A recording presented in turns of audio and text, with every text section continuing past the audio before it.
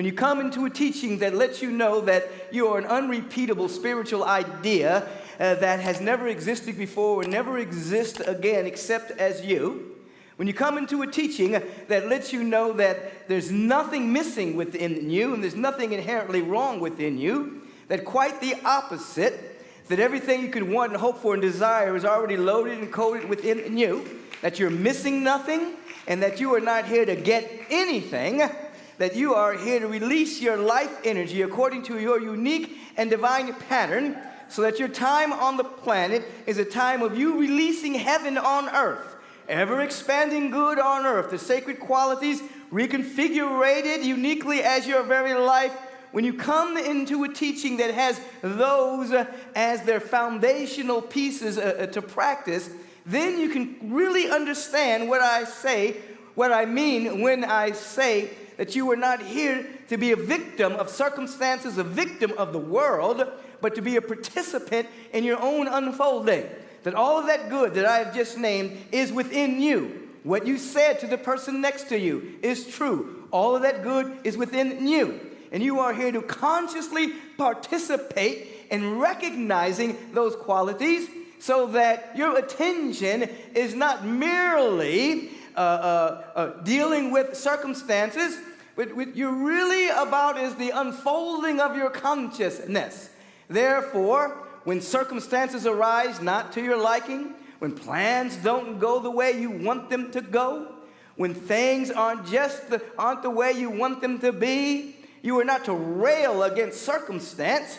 You are to say in substance that I am here to participate in my own unfolding, and all of this that I do not have control of right now is beckoning me to discover something within me that is latent, inactive, uncultivated, that it may come and be the activity of my awareness, so that ultimately the tombstones of these circumstances become the stepping stones to my next expression of more good than I could possibly imagine.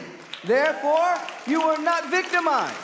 You are not to become a victim to the world, a victim to circumstances, but an active participant in your own unfolding. This is what separates you who are coming into a metaphysical, mystical teaching from individuals who are just practicing religiosity. Individuals who are merely practicing religiosity are begging and beseeching a reluctant deity to help them or hopefully give them a nice place in heaven when they die.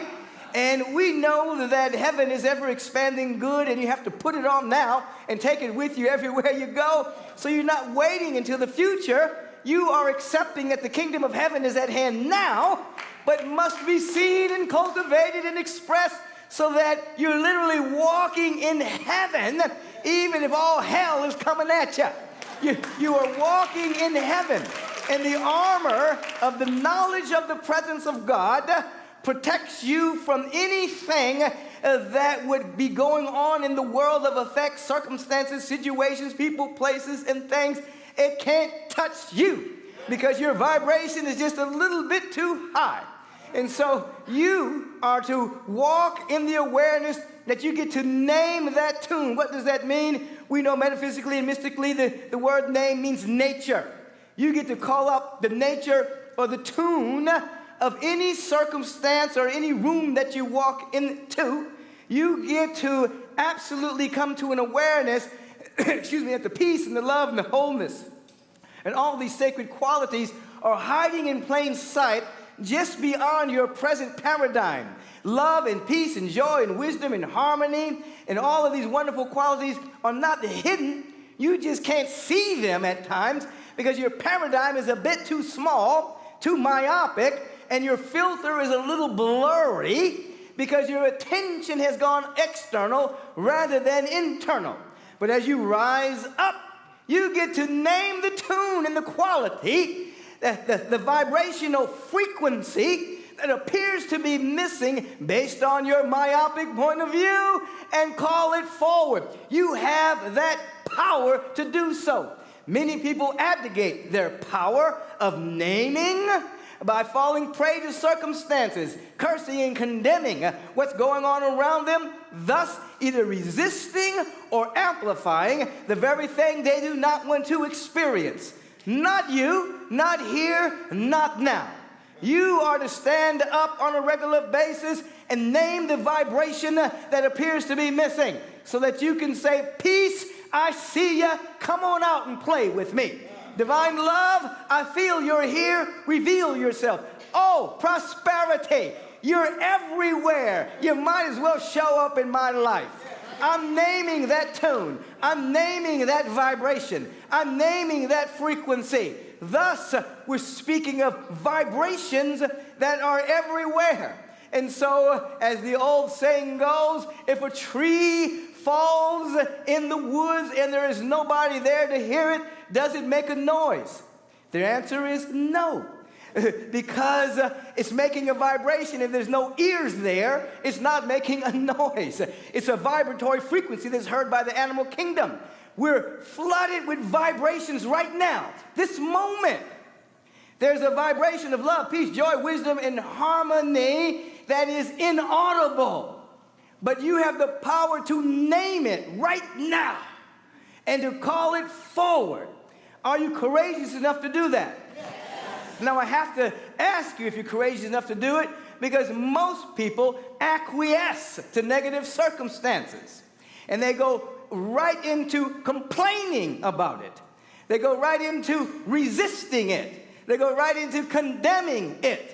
And you have to have a little bit of courage to actually name the tune, the vibrational frequency that is necessary to reveal itself in your life. It takes a little bit of courage because you have to come out from among them. What do I mean by that? It is so normal to complain about everything. It is so normal to invite people to your pity party, send out invitations, and get as many people as you can to come in and commiserate with you about whatever is going on.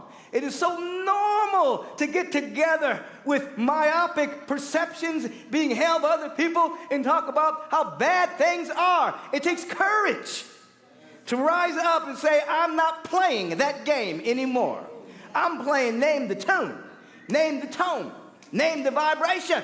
And I'm going to stand in that frequency of beauty and of love and of abundance and infinite possibility and infinite potential, divine destiny unfolding. I know you're here. I know you're here. My ears may not be able to hear it. My eyes may not be able to see it, but God is everywhere. I know you're here. I'm naming it. I'm calling that nature forward right now until I become so resonant, till I adjust myself to that frequency.